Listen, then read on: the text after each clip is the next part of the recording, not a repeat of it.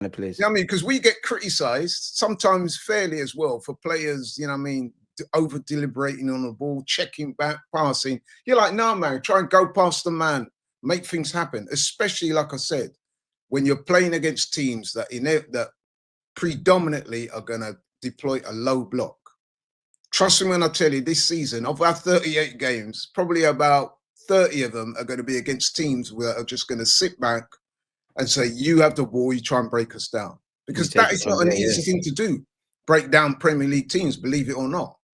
Because, you know what I'm saying, the way they set their teams up, they do make it difficult. So you've got to have players that are prepared to take risks, that pick up the ball and say, right, I'm going to go past my man. I'm going to open up the defense. I'm going to try and find that defense splitting pass. And when these things don't happen, you get moans and groans from, oh, man, you know what I mean? Like, so it's not an easy thing to do. I appreciate that. But one thing you'll say about Ethan, damned if you don't. Yeah, he will do that. Sometimes, you know, I'm not going to call out no names right now, but we've seen Arsenal players go down the flanks or go through the middle.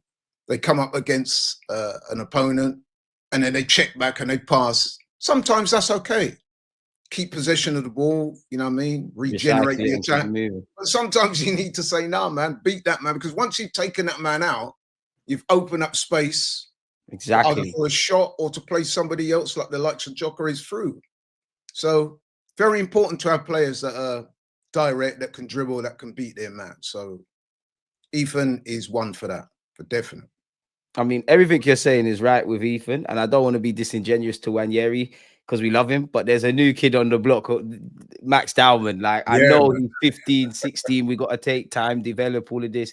But every now and again, yeah, I'm not saying he's Lamine Yamal or a teenage Cesc Fabregas or Rooney, but sometimes I think there's exceptions to the rule, and I think you can only nurture that kind of talent. You can't contain it. And I know it's pre-season, but at the end of the day, you can only, you know, performing what's in front of you. Like, what are you saying for Dowman? Surely he's, I wouldn't say forcing his way into the lineup, but surely he's forcing himself into the plans of this season in some capacity beyond academy football and the occasional cup game. Surely. Bro, he's been amazing, man. Seriously. Amazing. He's been the star of this tour. I mean, what he's done in that short space of time has been really impressive. I mean, I was told about Max Dowman for a while. I've never seen him play in the academy or anything like that. But obviously some of the AFTV guys, people like Ty and them, man, they watch. He watches everything. And my brother's seen him play already before, and he's told me about this guy. And when I seen him play, what struck me straight away was not just the talent. The talent is obvious, but the maturity and the physical strength that he's got for somebody of 15. That is amazing.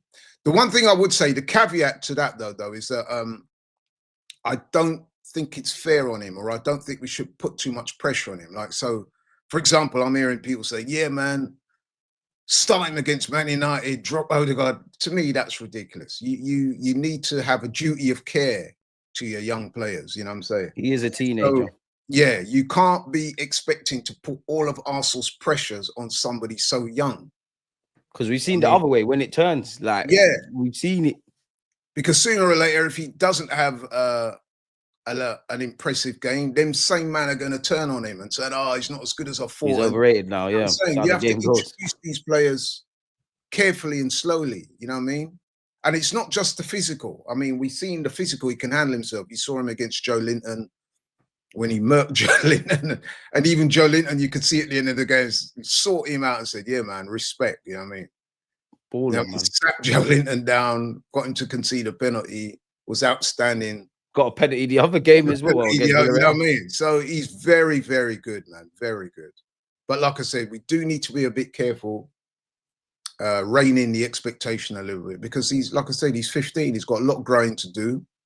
And yeah, man. But one thing I would say, man, he's definitely one for the future. And he will get minutes in the Premier League, I'm sure of it. I don't want to do too much about Max Dowman, yeah, but you look at him, Saka, Wanyeri, and Lewis Skelly. I know he's younger and it's a bit of a cop-out because it's easier, but I genuinely think he's got the high. You got to realize your potential, of course, but I think Max Dowman's got the highest of the ceilings, man. I actually genuinely think he's up there with Jack Wilshere in terms of talent. I still have a teenage Jack Wilshere above him, but I just think the sky's the limit for the lad, man. sooner rather than later, people are going to be buying Max Dowman 10 shirts or something. I don't even know if he's focusing on schooling because it's just set up for you to be a footballer. Yeah, let the man do his GCSEs first, innit? Yeah, man. I mean, listen, I've really enjoyed watching him, and yeah, he seems amazing. Seems a very mature guy as well for 15 as well. Seems to be handling it so well. Shout out to the Arsenal Academy, man. I mean, like you said, Deluded, man. Ethan Wanyeri, him, Mars Lewis Skelly, Saka before him. You know what I mean? Even the likes of Aiden Heaven and him, man, that have moved on. These are all academy graduates. To see them producing such good players is great to see, because that's the future, right? Exactly. You know what I mean? So yeah, man, I'm really excited by Max Dowman. Like I said, to me, he was the outstanding plus point of the preseason tour. And yeah, man, I can't wait to see him in the sea. He will get games. 100%. He will get games in the cup competitions. He will get minutes in the Premier League, I'm sure. I think we just got to be careful, though, of how we play him, because we don't want to be putting all our expectations and hopes and aspirations on somebody so young. That's for guys like Odegaard and Saka and all them, man. You know what I mean? That's their thing. He is somebody that if you introduce him right, in the long term, he's a long-term project, isn't it? Even though he's only 15, he's a long-term project. I mean, it's frightening to think how good he can become. But we do need to, like I said, the club and the fans, they have a duty of care to look after the kid. Just take time. Nurture him and introduce him at the right times, rather than just say, yeah, man, stick him in, he's the answer. Nah, not yet. Because even looking at preseason, I know it's preseason, but when you consider the fact that, we've been losing the games or we've been crying about the attacking play, it's like all our hopes with fans, when Max Dowman comes on, he's made testament to him. We've made him, it's like he's the one that's going to make the difference. We've put all our eggs on him. And cool, it's great to do that in preseason, but kind of what you're saying, like just kind of relax a bit. I do want to ask you about our defense, though, because I feel a lot of what we've talked about, and no doubt Arsenal fans, a lot is being said about, creating via central areas, evolving the tactics. Can Gyökeres do this or not? But defensively, like I think we've looked unfocused, if I'm honest with you. Like, I'm not even gonna Raya. I don't know if he's still in party mode. We've been moving a bit mad, man. Like, what have you made of us defensively? Because that was one of the sure bankers. I agree with you. I think that word you've used, lack of focus, is probably right, man. With we conceded 6 goals in the last couple of games or so. And let's start with David Raya, a man who was my player of the season last season. So I'm a big fan of David Raya. However, this preseason tour has not been a good one for him. He's drunk, man. No, he's been at fault for a few of the goals.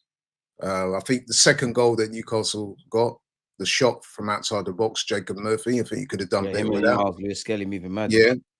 The Tottenham game, I thought, some people are trying to blame Mars Lewis Skelly for that. Maybe it's a combination of the two of them. But listen, I think that he doesn't need to give Mars Lewis Skelly the ball there. I think he had options left and right. He put Mars Lewis Skelly in a very difficult situation, because as soon as he played that pass to Mars Lewis Skelly, it's almost like the Tottenham players around him were expecting it.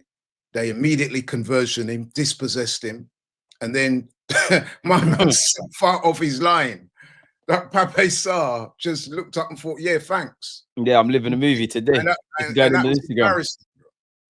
That was embarrassing. And like I said, to me, I think Raya has to take the lion's share for that. And then in that game as well, you would have seen it, Deluded. There was a couple of crosses that he was flapping at, a couple of them that we were lucky not to concede. One of them hit the post, remember? He just missed it completely. From the corner, innit? We saw evidence of him flapping again in the Villarreal game. And I thought at least one of those goals was his fault. I think honestly, Saliba's looked proper in defense, if I'm honest. I can't ask. It's not to say people have been terrible, but Saliba's been the one I'm like, you're ready for this season. Why? You're getting back to fitness. Timber, you just got your first look in. Mars Lewis Skelly, obviously, you need to concentrate. You're losing the ball a bit, but you're 18. Kivio, was it the first goal against Villarreal? I'm not blaming him because it was a culmination of errors, but the Kivior of last season, you just get rid and ask questions later. You're kind of trying to wait for it to go on your left. That's why I asked you about the focus. And as much as I'm criticizing the defenders, you know, it's not just them. Everyone's involved in defense. I think it's been too easy at times on the transition. So that's why I was asking you about the level of focus, because I don't know where we're at psychologically. I think that's a fair point to make, because you mentioned Kivior. He's looked off it, man. Off it. Like, does he want to be here? I don't know. Yeah, I mean, I know that there's been some speculation surrounding him in terms of a move away. That could happen. But yeah, he's not been at his best. And we do need to fix up, man. Ben White, I'm a big fan of Ben White, but he's not been at his best in these preseason games. So, and like you said, Mars Lewis-Skelly's made a couple of mistakes, held on to the ball a little bit too long at times. So yeah, man, those are things we need to iron out.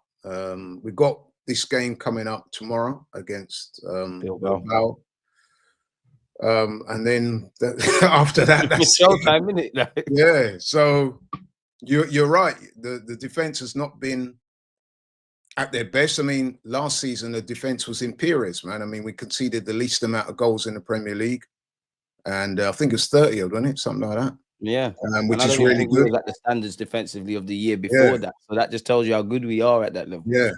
So we can't be conceding too many goals if we're going to win things. So that needs to be sorted out. Like I think you are right, though. I think it could be a concentration focus issue, because, like I said, David Raya, I don't know. He's been moving mad. I can't lie.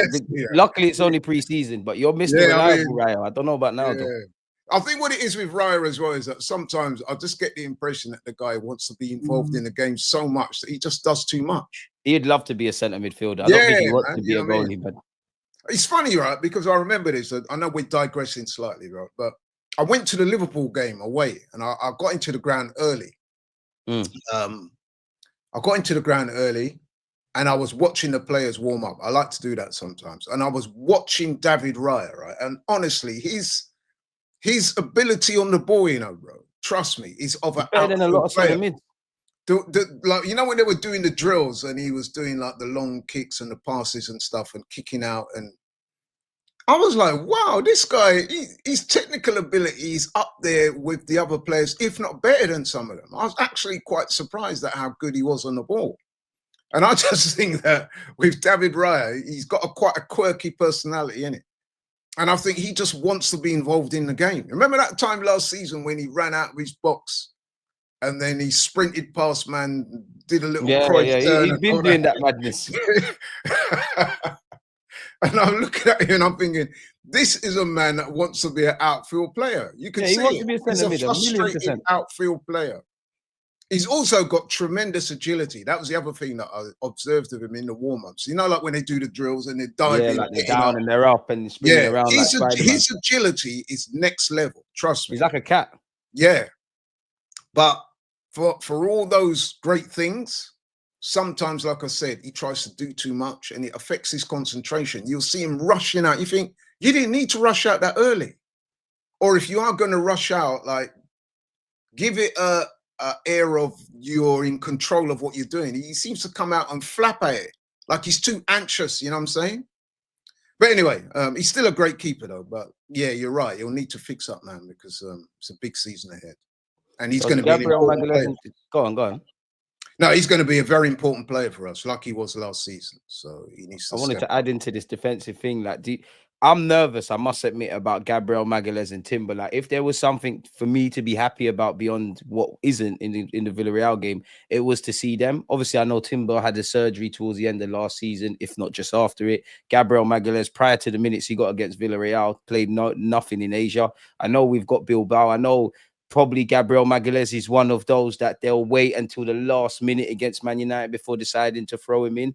But kind of I'm concerned about the defense anyways. Mosquera looked good, you know. Pardon me? Mosquera, Mosquera. Yeah, he looks like he can be a player, man. He looks like he can do something for us. I might have him above Kivior in the pecking order. I don't. I can't lie. Yeah. At the moment, I mean, obviously Kivior has experience, Premier League experience, which Mosquera doesn't have. But for the short time that I saw Mosquera the other day, I thought, you know what? The stuff that I'm hearing about him, because he comes very highly recommended. If you do your research on him, he's very highly thought of. And yeah, man, he looks good. The only thing I would say, he does look very slim, doesn't he? You're gonna have to beef up in the Prem, man. Yeah, man, I'm gonna have to get him in that weights room, man. You know what I mean? But honestly though, he does look good though. He does look good. Looks like he could do us a favor at right back, which was obviously great news for Timber and White. Right. But this is what I mean about, like, I think it's one, there's a concentration issue. Two, I don't know if Calafiori's fit. I don't know if Kivio psychologically is here. I don't know like how true rumors you might be leaving on, and if that's affecting you. I'm concerned about Magalhaes, even if he does start against Man United, or even if he's in the squad, will he necessarily start? Which is why I wouldn't sell Kivio at this moment in time. I'm quite nervous about how my defense looks against Man United. So, like, if I'm nervous about my defense, if I haven't seen something new in attack, ultimately your efficiency and your effectiveness in both boxes decides football games, innit? This is where I need to see us start and hit the ground running, and actually it all needs to come together. Like, I wanted to ask you as well, like, do you feel like this could be last chance saloon of a season for someone like Calafiori, purely because Tomiyasu's contract got ripped up? And I don't know if you like been reading what Mikel Arteta says, but he keeps saying stuff along the lines of, like, he keeps speaking about availability. We need players that are available. Obviously, if Calafiori has another injury hit season, potential or ability, like, do you see us? Could we cut the cord on him? Like, do you think we might be moving to be a bit more ruthless in our decisions with stuff like that? Hopefully not. I mean, listen, Calafiori has had quite a few injuries since he's come to the club. It's quite frustrating because he does look a good player. But yeah, it's been frustrating, isn't it? He's not really had a prolonged run in the team due to injury. I mean, and obviously, if we're being honest, he's kind of lost his place in the team, isn't he, to Miles Lewis-Skelly. So yeah, man. I mean, let's hope he can get back fit and get back into the swing of things, because it's a big season for him as well. We've not really seen the best of him. We can see he's a good player, and also he offers us a goal-scoring threat going forward. He's one of the few players in the team that likes to shoot from distance, so we need that. But yeah, so let's hope, man, because injuries are so frustrating, aren't they, for everybody concerned. So let's hope he can get back fit, and then we can really see the best of him, is what I would say. I got to ask you, man, Martinelli. I got to ask. Like, even me, a big fan of him. Martinelli and Odegaard have been the two players. Martinelli, especially, actually, he's been really chastised. I almost feel a bit sorry for him. That's what I'm saying, like, because it's just a bit. It's not that it's too much, because his form has been poor and all of that stuff, but it's almost like scapegoatism, if that makes sense. Like, it's going a bit to the other level, even though there's clearly concerns, evident concerns. We can all see it. We all know it. We didn't learn that this season. I mean, or this preseason. But it's like, damn. Because Trossard looked better than him. You're right. I mean, listen, I don't like to see any players get scapegoated. We do have to be honest, though. The preseason tour was not a good one for him. I think he played in all the games, all the 4 games so far. If I'm being honest, he's not had a good game in any of them. The confidence appears to be at quite a low ebb. But the one thing I would say about Gabriel Martinelli, he will always give it his all. And he is still, as far as I'm aware anyway, the quickest player in the team. You know what I mean? The most explosive. I think what we're seeing with Martinelli, though, is 2 things. There's a clear lack of confidence so far in what I'm seeing. And obviously the end product is not great. Which is interesting, because if you remember last season, he had a pretty up and down last season. But just towards the end of last season, he actually started to pick up. And he scored some goals. I think he got 8 goals, which is against Liverpool as well. Yeah, I was at that Liverpool game. He was our man of the match. I thought he played really well. They even like pushed him up top later on in that game, and he did well. So you're thinking to yourself, he finished the season better than he started it, if you know what I'm saying. It was a difficult season for him, but he did finish the season better than, you know what I mean, his previous games. So you're thinking, coming into this season now, you're going to see a new rejuvenated fire in the belly. Let's go. There is that imbalance between the left and the right, and he plays on the left, so people have been calling him out, so we need to see more. So I'm thinking, yeah, he's going to up his levels. Unfortunately, we're not seeing that yet. Now, it's still early, but we've not really seen I mean, he's had 4 games now in pre-season to show us. He's not really shown us. I don't know about you, but I'd like to see Madueke start tomorrow. I'm happy you said that, because that's where I was going to take this conversation. Like, I'm at that point where I need to see something different in it. Like I need to, Yeah. I need to just show me something different. I know Madueke's got a lot of question marks, and he might not necessarily be the answer, but he just show me something different. Maybe a natural left footer on that side. Maybe provokes Mikel Arteta to maybe make us less lopsided. Regardless, you've got to do that. But like you said, we're very right hand centric. Our left hand side, I'm sure he's got his reasons, but to me, as just an armchair expert, it's kind of the same old story. And I know it's been highlighted in pre-season, but for the last 2 years, at least that's been an issue. I think prior to the injuries kind of picked up at this moment, I wouldn't say Trossard was pulling up any trees, but I think Trossard was significantly better, which brings me to the point you said about confidence. And then it makes me think, what happened to your confidence? I know it's difficult. Like, I know people that think these footballers want to go out there and play poor on purpose. They're athletes. They're some of the most self-reflecting individuals in this world. He knows he's not playing well. He knows there's question marks. There's probably some air of, oh, Berta's coming. We're moving a bit serious. There's no, there's pressure. Because for Odegaard, if Eze comes in, there's issues for you. Gyökeres, obviously, that's issues for Kai Havertz. Left-hand side, we'd love at least two attackers, let alone Madueke. So everybody needs to up their game and things. I think for a part of me just believes you, and it's not going to happen, whether it's because of the tactics or the fact that you won't play up front. A part of me thinks for Martinelli to get to the next level, as much as I love him, you might have to leave Arsenal because you're not set. It's not that you're not set up to thrive. And I'm not suggesting Arteta isn't doing that, but we don't play to your strengths. We don't really play down the left. We're not one of those like Liverpool, Newcastles, where it's kind of end to end. People do rightly say maybe you could play up front, which I get. But even if you were to move up front, where would you be in the pecking order? Because I reckon Marino is ahead of you. I reckon Kai Havertz as well as Gyökeres and a fit Jesus because of all the other things Arteta wants. But at minimum, Martinelli's just got to be a squad player for this season. But when you got a squad player on 190 grand, which you bought for 6 mil, Berta might be looking at that. Maybe not this year, but next year, like that might be a moneymaker kind of thing. And we need our whole attacking ranks, as you know, Laurie, to score goals. As much as I'm pinning all my hopes on Gyökeres and Saka, there's going to be games where they're not doing it. So I don't know how we get like how do we get Martinelli out of this? Like where are you at with that? Like, is it still a thing where he hasn't got this overlapping left back? He ain't got this in the cam. Like, how is there light at the end of the tunnel for you with Martinelli, Laurie, man? It's clearly an issue, and you do mention. I was going to say that, but you beat me to it. But the overlapping fullback, that does factor into this. But I would say with Martinelli, like I said, plenty of endeavour, plenty of pace, plenty of willing. However, the end product is not what you would want. And I think what we're seeing with Martinelli is that when he's trying to go past a man, right, inevitably it's just the pace that he's looking to. And fullbacks will read that. They will sit back a little deeper. You know what I'm saying? Couple yards. Yeah. So make it more difficult for him. And then sometimes, even when he does get past the fullback, the end product, man, like the cross or the pass, is not always on point. I mean, in that last game as well, this is a sure sign as well of somebody that his confidence is not quite there. There's a couple of times when he almost run the ball out. You know what I mean? You know what I mean? So he's over reliant on his pace. The end product is not what it should be, and he's suffering for that. And like I said, there is an imbalance in the attack. I mean, you can see it in the way Arsenal play. You watch us, right? Whenever we get the ball, it's almost like we default to the right. It's almost like subconsciously they just go down the right-hand side. That's where I hope they're at, man. So there is a clear imbalance there. And that's why we need Eze in this team as soon as possible.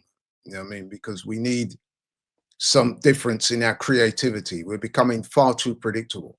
And I think somebody like Eze can address that. You know what I'm saying?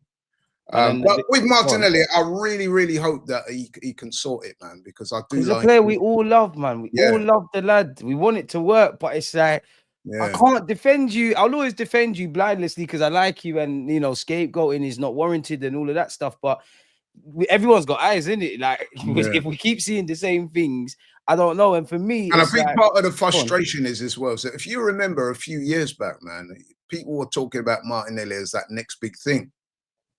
So and where has he gone? Where has he gone? He's not really kicked on from that. So a lot of people are saying, "What's happened to this guy, man? I thought he was going to be the one." You know what I mean? I'm starting to think that year you're referring to was a purple patch, you know, with Martinelli. Like maybe maybe the conditions and we was fast, and on the transitions we was great. Like you mentioned that year, yeah. Like I don't know why, but I always think of the Brighton away game, maybe because it's a black kit. But Odegaard, like we were so good on the transition. I remember there was a goal. Odegaard dropped deep. They had the high line, put Martinelli in. As you know yourself, foot race with Martinelli, it's not going to end well, and he's finished. And that's why I think maybe you need to leave, because it's like we're playing chess now, isn't it? That's not for you. Like, you're not one of those kind of players that can thrive within that. Like there was a point I genuinely used to believe Martinelli. I used to say, you know what, he's going to be like Luis Suarez. No, he's going to be like Alexis Sanchez. We're going to combine the two. There was a point where us Arsenal fans said, you know what, maybe his ceiling's even higher than Saka's, but it's just not worked out. And then it takes me to this on screen, yeah, because I mean, it's on brand with the year you mentioned, 2022-23. D and Laurie, why can't Arteta revert to the 2022-23 season when we scared the oppositions in transitions and pressing? We scored loads, so why so defensively last 2 seasons? Gyökeres needs quick transitions. Big up Vincent for that question. Where you at with that? It's a very good question. You make some very good points there. I mean, listen, the way Arsenal play, we're a possession-based team. That's how Mikel Arteta, every manager has a style of play. That is ours. I think the issue with us is that sometimes we need to mix it up a little bit, because sometimes we can be a little bit predictable, and teams are ready for that. You know what I mean? So we need to show. I spoke earlier about players needing to be a little bit more risque, take players on, have more shots outside the box, go long occasionally, put the ball over the top for a Martinelli to run onto, or a Saka or something like that, or even a Gyökeres. You know what I mean? You need to mix it up. If you keep it the same and too consistent to what we do, it makes it easier for the opposition to read what you're going to do and prepare for it. And these days, like I said, the teams that we're playing against don't even have to be particularly good. They just need to be organized. I mean, you saw that in the Spurs game, the preseason friendly. Once Spurs scored that goal, right, they just they stopped playing, really, innit? Just held their shape, say break us down. Their shape and said, right, okay, come break us down. And they defended well, and we couldn't score. And like I said, we had the majority of the possession. We had 15 attempts on goal, but a lot of those were from the areas that weren't particularly damaging. You know, I mean, we couldn't break them down. And that is going to be a problem that we're going to face. I guarantee United, a week from this weekend, they're going to do a similar thing. I don't expect United to engage us. I don't think they're going to do that. I think what they're going to do is sit back and try and hit us on the counter-attack. So we need to, you know what I mean, develop styles of play that can circumvent low blocks. You know what I mean? It's not easy, but we need to work out a way we're going to do it. We have the players, but we need to tactically be smart and astute and vary our tactical strategies. You know what I'm saying? Have different ways and different ideas, man. That could be down to substitutions as well. I mean, everything. Many times about Arteta, one of the criticisms I have about him is that the substitutions are too late, man. You know what I mean? 10 minutes, 5 minutes. No, if you're asking guys to come off the bench and impact the game, you're relying on too many miracles. Given at least 15, 20 minutes most of the times. You know what I mean? Asking a man to come on and score with 8 minutes to go is not realistic. It might save you 1 or 2 games across the season, but on a consistent basis, you're having a bubble, man. And that's the thing. And like, I do agree with this comment where it said people don't know football. A few years ago, teams didn't sit back for us. Now they're afraid they sit back low. And that's great. And we've earned that because of the brand of playing football, but nothing changes. It's still different issues. Like, let's be honest, man. If you Deluded, say you were managing a Premier League team and you're coming up against Arsenal, you're going to do that as well. It'd be stupid not to. Why would I want to engage you? Like Arsenal, one of the most best possession-based teams, a team known for its passing and stuff like that. You're not going to want to engage them unless you're Liverpool or Chelsea. Yeah, unless you're Liverpool, City, them kind of teams there. I'm going to say I'm going to be deep, compact, low blocks, break us down. And I'm not trying to be negative against my team, but I'm also going to do that because you don't move the ball particularly fast. I know Lewis Skelly's going to invert. I might even do what Spurs did and kind of set up presses. I know Raya's going to see a lot of the ball. I know Saka is a great player and he's capable of maverick moments and he's going to put us under issues, but we double up, triple up against him. We can't match you lot on the ball. Off the ball we can. And when it's not really necessarily fast and inspiring, You play into our hands, and I know Yeah, football doesn't and work. listen, that's exactly what Villarreal did the other day. It's simple business, Exactly and then they what grew into the game when they got the goal. Yeah. We've seen that script so many times, Laurie. It's not even anything to do with pre-season. Like, that is something that's been kind of going on for years, and that's